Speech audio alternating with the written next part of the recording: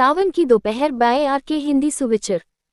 कोल्हापुर के दिल में बसा देशमुख परिवार एक पारंपरिक वाड़ा में रहता था, जहां आम के पेड़ छतों से झुकते थे और हर सुबह मसाला चाय की खुशबू हवा में तैरती थी। उनका जीवन नियमों, परंपराओं और मौन समझौतों से सजा हुआ था।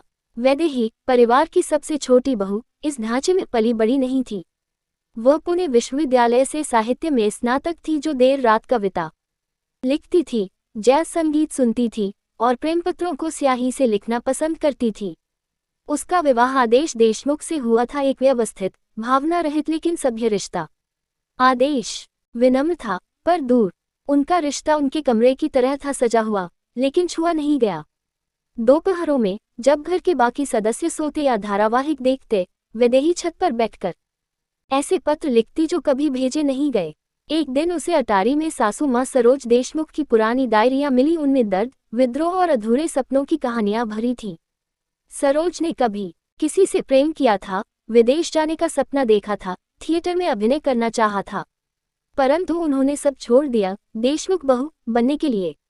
वैदेही ने कुछ नहीं कहा, बस धीरे धीरे घर की हवा बदलने लगी। दोपहर का खाना थोड़ा देर से, ताकि सब साथ खा सके। रसोई में गानों की शुरुआत और देवरानी मीनल को फैशन डिजाइनिंग कोर्स दोबारा शुरू करने की प्रेरणा। फुसफुसाहटें शुरू हुई, मोहल्ले की आंटियां चौंकीं, लेकिन घर की दीवारों में कुछ हलचल हुई।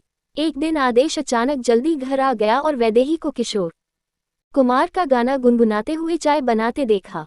वह मुस्कुराया। सच में महीनों बाद उस रात पहली बार उन्होंने सिर्फ जिम्मेदारियों की नहीं, अपने अधूरे सपनों की बातें की। धीरे धीरे उनके रिश्ते में प्रेम की लौ जल उठी। सरोज सब देख रही थी।